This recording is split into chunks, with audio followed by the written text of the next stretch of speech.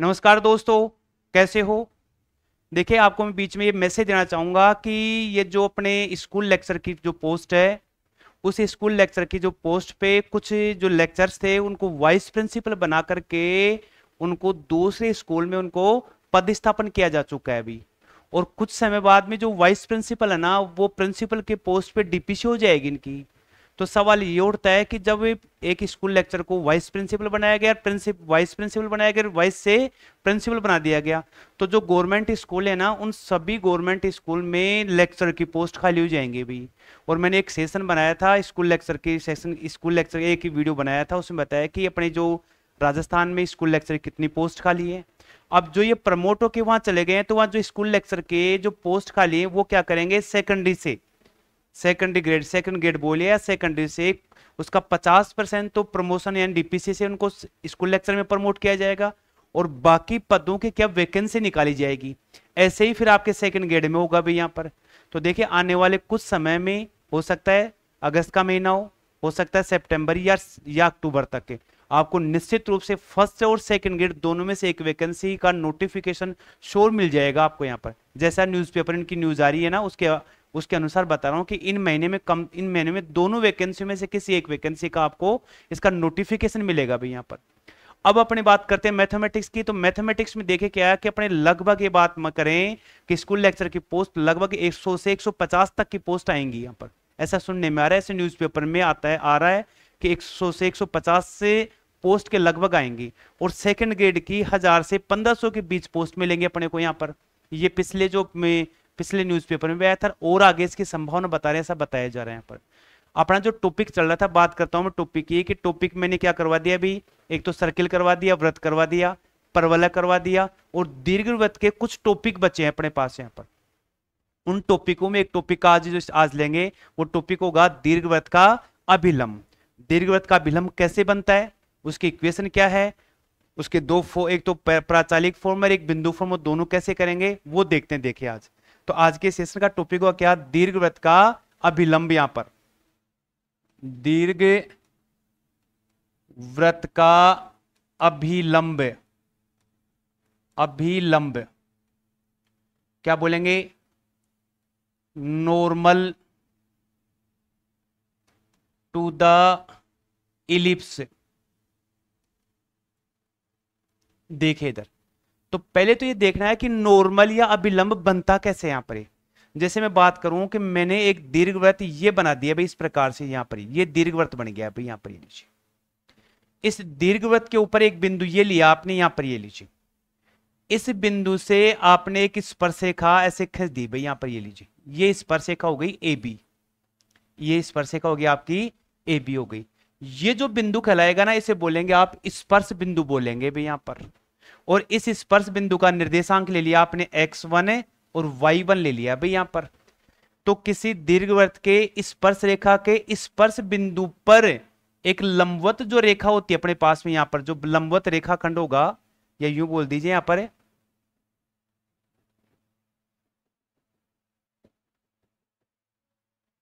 लंबवत जो रेखाखंड होगा अपने पास, यहां पे ये रेखाखंड, ये रेखाखंड क्या कहलाएगा, जिसको आप एम और एन नाम दे दीजिए, ये रेखाखंड कहलाएगा दीर्घवृत्त का अभिलंब कहलाएगा। दोबारा सुनिए, दीर्घवृत्त की ये स्पर्शरेखा हो गई, इस स्पर्शरेखा पर ये स्पर्श बिंदु हो गया पी आपका, इस पी पर इस स्पर्शिका के जो लंब रेखा खींची गई ना एम एन, ये लंब रेखा इस दीर्घवृत्त का अभिलंब कहलाएगा।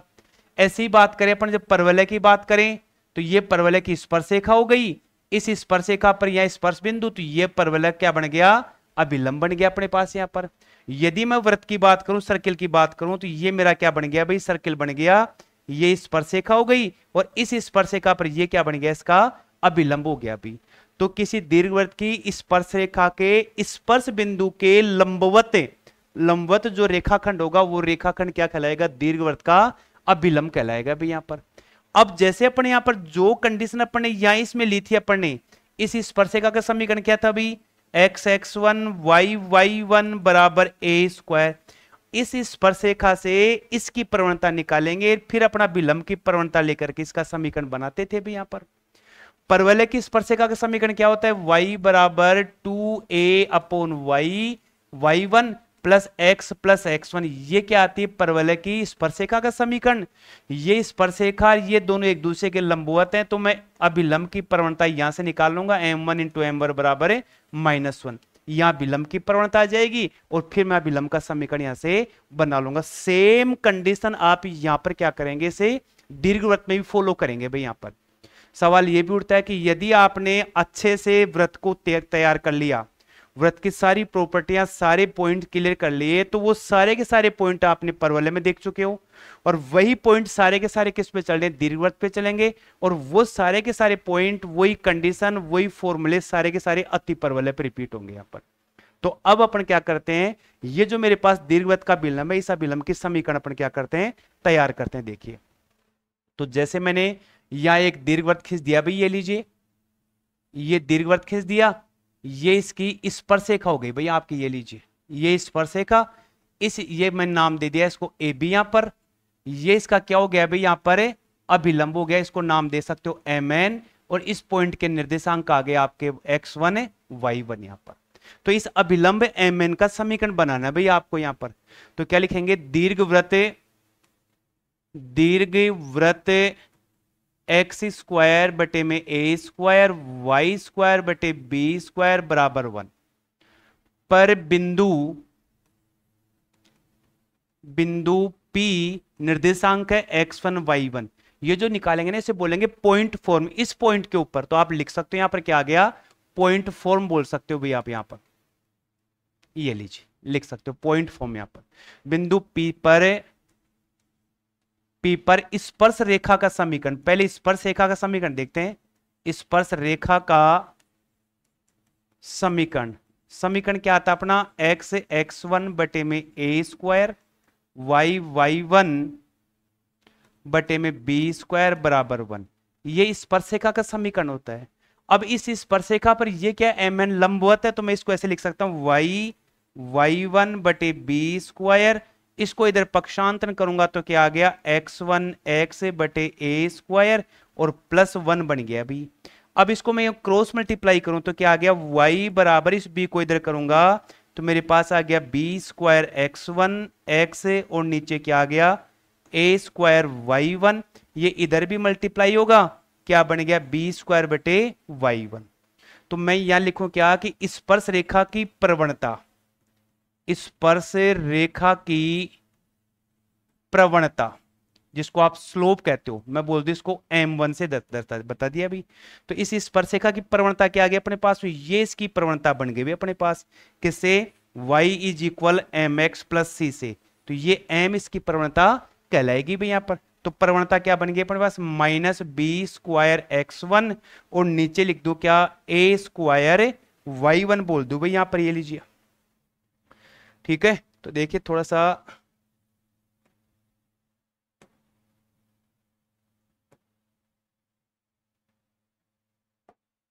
ठीक है, ये अपने पास स्पर्शरेखा की प्रवणता आ गई। अब बात करूं मैं किसकी, कि यहां पर अभिलंब की प्रवणता, अभिलंब की प्रवणता, अभिलंब की प्रवणता -1/m1 होगी। तो क्या बन गया, -1 है या बी स्क्वायर x1 बटे में ए स्क्वायर y1। तो अभिलंब की प्रवणता क्या बनी, माइनस माइनस से प्लस हो गया, ये आ गई ए स्क्वायर y1 और बी स्क्वायर x1। ये मेरे पास इस अभिलंब की प्रवणता आ गई m2। अब मेरे पास इस अभिलंब की प्रवणता आ गई ना, तो मैं क्या करूंगा, ये जो विलंब की प्रवणता है, तो इस बिंदु से पास होने वाली रेखा का समीकरण निकाल लूंगा भाई यहां पर। ये जो मेरे पास पूरी की पूरी बिंदु दे रखा है, ये रेखा दे रखी है, इस रेखा का मैं समीकरण बनाऊंगा यहां पर। तो समीकरण क्या होगा अपना, एक बिंदु से पास होने वाले, एक बिंदु से गुजरने वाली रेखा का समीकरण क्या बनता है, y minus y1 m x minus x1 होता है यहां पर। तो मैं क्या लिखूंगा, बिंदु P से, अतः, या बिंदु P से लिखो, अतः अभिलंब का समीकरण, अभिलंब का समीकरण क्या बन गया, y minus y1 m x minus x1। तो जो मेरे पास में यहां पर दे रखे थे, ये x1 y1 तो कोऑर्डिनेट हो गए इसके, और m की वैल्यू क्या दे रखे, a square y1 b square x1। यहां पर इस m की जगह m की वैल्यू पुट कर दो, तो y माइनस y1 ए स्क्वायर वाई वन बटे बी स्क्वायर क्या था, देख लो इसको एक बार, ए स्क्वायर वाई वन बटे में बी स्क्वायर एक्स वन था भाई यहां पर, a square y one b square x one, और यहां लिख दिया मैंने क्या, एक्स माइनस एक्स वन। ये जो मेरे पास समीकरण आएगी ये समीकरण कहलाएगा क्या, अभिलंब का समीकरण कहलाएगा भी यहां पर, अभिलंब का समीकरण कहलाएगा भी, ये वाला अभिलंब का समीकरण कहलाएगा। अब ये जो अभिलंब का समीकरण जब अपने क्वेश्चन सोल्व करते हैं ना, इस फॉर्म में क्या हो रहा है, इस फॉर्म में क्या करते हैं, इस फॉर्म में इस समीकरण को सोल्व नहीं करते भाई, यहां पर इसके दूसरे फॉर्मेट में जो अपना फॉर्मूला है ना, ऐसे नहीं करेंगे, इसको अरेंज करेंगे। इसको अरेंज कैसे करेंगे, इसको x माइनस एक्स वन बटे में एक्स वन, और यहां ये a square, y minus y one, और नीचे वाई वन बटे में बी स्क्वायर, इस फॉर्मूले को ऐसे अरेंज करते हैं, देख कर सकते हो आराम से, सिंपल सा है। x माइनस एक्स वन, ये y1 इसको यूं नीचे देखिए, यहां पर ये जो मल्टीप्लाई में होगा ये तो इससे जा रहा है ना यहां पर अपने पास, इसको यदि गुणा मल्टीप्लाई कर तो ये वाली वैल्यू उधर, ये वाली वैल्यू उधर, तो यदि आप इसको वापस क्रॉस मल्टीप्लाई करके सोल्व करेंगे तो आपके पास ये वैल्यू ऐसे कैसे सेट हो जाएगी। एक तो इसका ये फॉर्मेट है, दूसरा फॉर्मेट क्या आता है अभिलंब का समीकरण, यहां पर इसको ऐसे करें कि मैं लिख दूं क्या, कि x बटे एक्स वन और नीचे ए स्क्वायर माइनस एक्स वन और x1 बटे में ए स्क्वायर, भाई अलग अलग भाग लगा दिया। इधर करिए भाई आप यहां पर y बटे में y1 और नीचे आ गया बी स्क्वायर माइनस y1 बटे y1, और यह लिख दिया बी स्क्वायर भी यहां पर। तो ये x1 से x1 कट गया, ये y1 से y1 कट गया, ये a स्क्वायर कहां चला जाएगा, ऊपर चला जाएगा, तो क्या बन गया, a स्क्वायर x बटे में x1 माइनस ये स्क्वायर चला गया तो a स्क्वायर, यहां क्या आ गया, बी स्क्वायर वाई बटे में वाई वन, और यहां बन गया बी स्क्वायर यहां पर। अब इस वैल्यू को आप इधर ले लो और इसको इधर कर दो, तो मेरे पास ये जो समीकरण बनेगा वो आ गया ए स्क्वायर एक्स बटे में x one minus b square y बटे में वाई वन, और ये आ गया क्या, a square minus b square आ गया भाई। ये जो समीकरण बनेगी ना, ये समीकरण कहलाएगी अपने, इस अभिलंब की समीकरण कहलाती है भाई ये वाली, इसे एम का समीकरण कहलाएगा, अभिलंब का समीकरण कहलाएगा। अब इसमें सवाल क्या उठता है कि आपका जो दीर्घवृत्त होगा ना, उस दीर्घवृत्त में ए स्क्वायर और बी स्क्वायर की वैल्यू आपको क्वेश्चन में देगा वो, जैसे मैं लिखूं यहां पर क्या, एक्स स्क्वायर बटे वाई बटे में 9 प्लस वाई स्क्वायर बटा कितना 4 बराबर 1 यहां पर। तो ये तो मेरी ए स्क्वायर बी स्क्वायर की वैल्यू क्वेश्चन में मिल जाएगी यहां पर। और ये जो आप दीर्घवृत्त आप यहां पे बनाएंगे, इस दीर्घवृत्त पे कौन से पॉइंट पे आप अभिलंब खींच रहे हैं, तो ये बिंदु के निर्देशांक आप इसमें पुट करेंगे, ए स्क्वायर बी स्क्वायर क्वेश्चन में आ गया, तो यहां से आप अभिलंब का समीकरण बना सकते हो, और इसे बोलते हैं बिंदु फॉर्म या पॉइंट फॉर्म बोल सकते हो यहां पर ये वाला। तो इस प्रकार से आपके पास किसी दीर्घवृत्त का अभिलंब का समीकरण बन जाएगा भाई। अब ये तो अपने पास पॉइंट फॉर्म था भाई, बिंदु का रूप, तब भी किसी बिंदु से पास होने वाला। अब यदि पूछे प्राचालिक समीकरण क्या होगा इस नॉर्मल का, इस अभिलंब का, तो वो देखते हैं भाई अपने यहां पर। तो आगे लिखें क्या, कि अभिलंब का प्राचालिक समीकरण दीर्घवृत्त के अभिलंब का प्राचालिक समीकरण, जिसको बोलते हैं क्या, पैरामेट्रिक फॉर्म ऑफ नॉर्मल। ये लीजिए, अब पैरामेट्रिक फॉर्म पूछता है तो इसमें जो अपने पास में जो बिंदु पास हो रहा था, देखिए इसको देखिए वापस से, पैरामेट्रिक फॉर्म पूछता है तो ये जो बिंदु के निर्देशांक थे ना, इसकी जगह मैं क्या लिखूंगा, a cos theta and b sine theta काम में लेऊंगा, जब मैं यहां पर कौन सा प्राचालिक रूप लिखूंगा। तो यहां पर तो इसमें x1 y1 की जगह जो मेरे पास समीकरण प्राप्त हुई थी, उसमें x1 y1 की जगह ये वाली वैल्यू पुट कर दूंगा भाई मैं यहां पर। तो देखिए आगे क्या लिखेंगे यहां पर, वही आपका क्या बन गया भाई, एक दीर्घवृत्त आ गया भाई, ये लीजिए, ये दीर्घवृत्त बन गया भाई आपका इस प्रकार से। ठीक है, यहां पर जो पॉइंट लिया, इस पॉइंट के कोऑर्डिनेट आ गए a cos theta and b sine theta आ गया भाई, ये लीजिए आ गया। ये इसकी क्या बन गई भाई, स्पर्श रेखा हो गई, और ये क्या बन गया, इसका अभिलंब आ गया भाई यहां पर, ये लीजिए, ये इसका अभिलंब आ गया, ये इसकी स्पर्श रेखा बन गई भाई यहां पर। तो इस अभिलंब का समीकरण प्राचालिक समीकरण, प्राचालिक रूप में लिखना है भाई यहां पर। तो अपने पास में ये जो अभिलंब का समीकरण था, अभिलंब का समीकरण, अभिलंब का समीकरण क्या है भाई? अभिलंब का समीकरण, समीकरण क्या था अपने पास? x माइनस एक्स वन बटे x one upon a square, y minus y one बटे में बी स्क्वायर, ये था भाई यहां पर। अब यहां पर ये जो अपने पास x1 y1 के कोऑर्डिनेट थे, इसकी जगह a cos थीटा और b sin थीटा आ गया मेरे पास। तो मैं x1 y1 की जगह ये वाली वैल्यू पुट कर दूंगा, और पुट करने पर जो मेरी समीकरण बनेगी वो समीकरण कहलाएगा प्राचालिक रूप, कहलाएगा किसका? एक अभिलंब का प्राचालिक रूप, या parametric form of a normal कहलाएगी भाई ये वाली।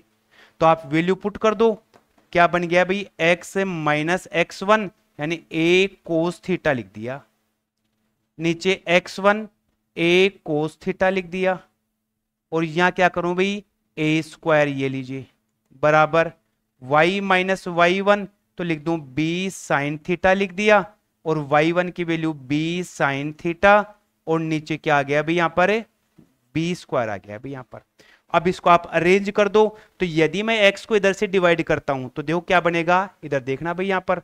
तो ये बन गया मेरा x बटे में a cos थीटा, और नीचे आ गया a स्क्वायर।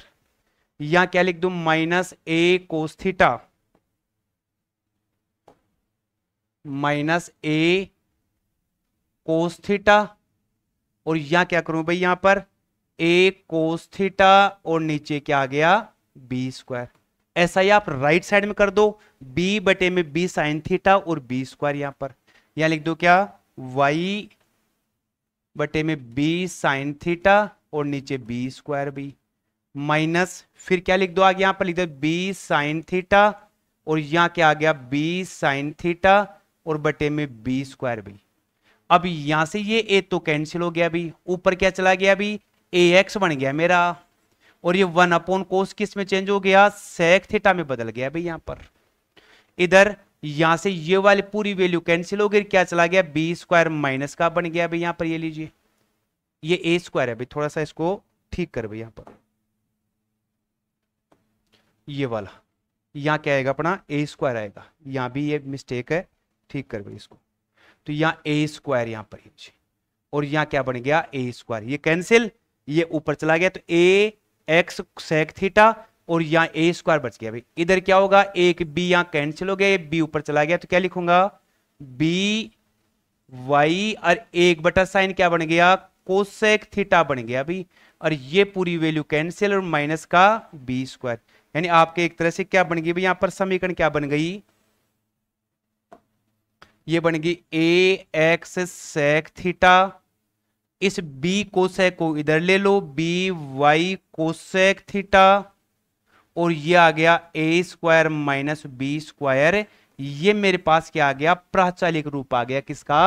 अभिलंब का प्राचालिक रूप आ गया। तो इसमें किया क्या? कुछ नहीं किया, इनकी वैल्यू पुट कर दी x1 y1 की जगह, यहां वैल्यू पुट कर दी इधर ये। अब मैंने क्या किया? इधर से यहां भाग लगाया अभी, यहां पर ये लीजिए, एक तो ऐसे भाग लगाया तो ये वैल्यू बन गई, फिर इधर से भाग लगाया तो दूसरी वैल्यू बन गई, फिर इधर से भाग लगाया, ऐसी वैल्यू बन गई। इसको अरेंज किया यहां पर, ये ऊपर चला गया, एक बटा कोस सेक थीटा में, और एक बटा साइन कोस सेक थीटा में चेंज हो गया यहां पर। तो ये जो रूप कहलाएगा, ये कहलाएगा अभिलंब का प्राचालिक रूप कहलाता है यहां पर। तो इस प्रकार से किसी दीर्घवृत्त के जो दोनों नॉर्मल थे अपने पास में, जो दोनों अभिलंब थे, उन दोनों अभिलंब का समीकरण अपन यहां पर देख चुके हैं यहां पर। अब इसमें सिंपल सा यहां पर थीटा की वैल्यू अपने पास यहां मिल जाएगी, a x cos theta and b sine b y cosec theta, a square minus b square. ये कहलाता है किसी इस अभिलंब का प्राचालिक रूप कहलाता है भाई। एक और देखिए, एक छोटा सा टॉपिक देख लेते हैं क्या, कि अपने पास क्या आएगा? सहायक वृत्त, दीर्घ वृत्त का सहायक वृत्त, दीर्घ वृत्त का सहायक वृत्त, जिसको अंग्रेजी में बोलते हैं क्या? Axillary, axillary circle. देखिए सिंपल सा टॉपिक है, कई बार इसमें डायरेक्ट क्वेश्चन पूछता है, कई बार इसमें यहां पर। तो देखिए दीर्घवृत्त के दो रूप अपने पास, दीर्घवृत्त देखिए समझना, दीर्घवृत्त एक तो कौन सा है? एक्स स्क्वायर बटे में ए स्क्वायर, वाई स्क्वायर बटे में बी स्क्वायर बराबर 1। इसमें ए इज ग्रेटर देन बी, एक तो ये बन गया। दूसरा मैं दीर्घवृत्त लिखूं कैसा, दीर्घवृत्त है, दीर्घवृत्त है तो एक्स स्क्वायर बटे में ए स्क्वायर, वाई स्क्वायर बटे में बी स्क्वायर बराबर 1, या लिख दू बी इज ग्रेटर देन ए यहां पर। अब जैसे ये वाला आया तो मेरे पास क्या होगा, ये जो दीर्घवृत्त बनेगा, ये दीर्घवृत्त क्या ए आ रहा है ना, तो ये एक्स एक्स पे अनुदिश बनेगा, एक्स एक्स के अनुदिश इस प्रकार से दीर्घवृत्त बनेगा भैया पर। ये यहां से यहां तक का जो पॉइंट है ना, ये इसका दीर्घ अक्ष कहलाएगा अभी यहां पर। अब इसकी बात करूं तो यहां पर ये दीर्घवृत्त इस प्रकार से बनेगा भाई अपना, यहां पर ये लीजिए, ये इसका दीर्घ अक्ष कहलाएगा भाई अपने पास, यहां पर ये लीजिए, क्लियर हो गया, दीर्घ अक्ष बन गया। तो यदि अब एक जो सहायक वृत्त है, बिल्कुल सिंपल सी डेफिनेशन, बिल्कुल सिंपल सी, यदि ये जो पॉइंट अपने पास ए बी, ये जो दीर्घ अक्ष है, इस दीर्घ अक्ष को मैं एक वृत्त का वृत्त बनाना चाहूंगा, उस वृत्त का व्यास क्या होगा ए बी, यानी इस ए बी को क्या करूं, वृत्त का व्यास बना करके एक दूसरा वृत्त बना दूं भाई ऐसे, यहां पर, यहां पर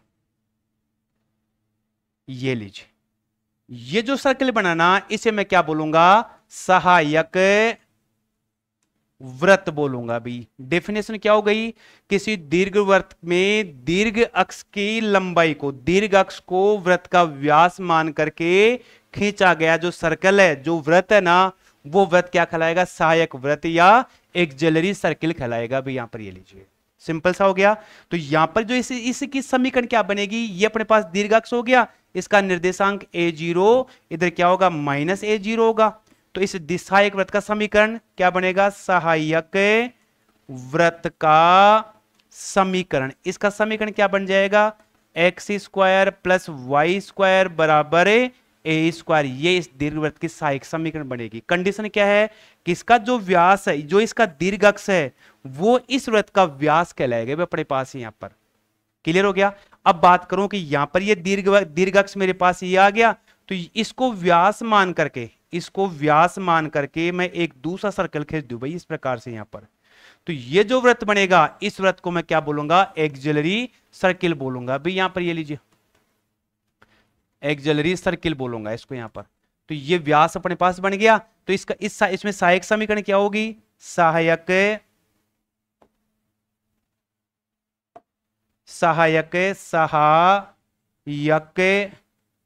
वृत्त का समीकरण, इसका समीकरण क्या बनेगा, x square plus y square, दीर्घ अक्ष की लंबाई क्या होगी यहां पर, बी स्क्वायर होगी भाई अपने पास, ये लीजिए। तो इसकी सहायक समीकरण ये बन जाए, सिंपल सा है कि कोई भी दीर्घवृत्त होगा, उस दीर्घवृत्त के दीर्घ अक्ष की लंबाई को वृत्त का व्यास मान करके जो आप सर्किल खींचेंगे, उस सर्किल की, जो सर्किल खींचेंगे, जो वृत्त बनेगा, वो वृत्त क्या कहलाएगा, सहायक वृत्त कहलाएगा। इधर ये कहलाएगा, सिंपल सा एग्जाम में क्वेश्चन आ गया, एक्स स्क्वायर बटे 16 प्लस वाई स्क्वायर बटे 4 बराबर 0, तो इसके सहायक समीकरण क्या हो गए, सिंपल सा, बड़ा कौन सा है 16, तो क्या बन गया, x square plus y square is equal 16, this is auxiliary equation of circle. ठीक है, यदि ऐसा आता है तो जो बड़ी होगे ना, वो अपने पास क्या कहलाएगी, ए स्क्वायर कहलाएगी। तो देखिए लगभग अपने पास क्या है कि दीर्घवृत्त के सभी पॉइंट अपन क्लियर कर चुके हैं, बचे हुए जो पॉइंट अपन नेक्स्ट सेशन में देखेंगे, और फिर अपन क्या करेंगे कि ये जो अपने पास दीर्घवृत्त है, इस दीर्घवृत्त के सारे पॉइंट थे, उन पॉइंटों पर क्वेश्चंस की प्रैक्टिस करेंगे यहाँ पर। ठीक है, तो आप मेरे चैनल पे बने रहें, नेक्स्ट टॉपिक अपना जो नेक्स्ट सेशन में अपने इनके बचे हुए टॉपिक्स अपन क्लियर करेंगे, तब तक के लिए थैंक्स।